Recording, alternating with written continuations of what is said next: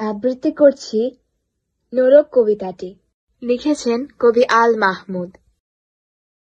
আমার মায়ের সোনার নোরক হারিয়ে গেল শেষে, হেথায় খুঁজি হোথায় খুঁজি সারা বাংলাদেশে। নদীর কাছে গিয়েছিলাম, আছে তোমার কাছে? হাত দিও না আমার শরীর ভরা বোয়াল মাছে। বলল কেঁদে তিতাস নদী হরিণ বেড়ের বাঁকে, সাদা পালক বকরা যেথায় পাখ ছড়িয়ে থাকে। জল ছাড়িয়ে দল হারিয়ে গেলাম বনের দিক,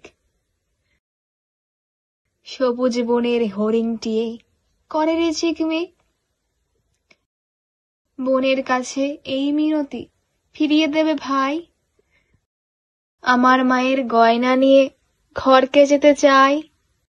কোথায় পাবো তোমার মায়ের হারিয়ে যাওয়া ধন?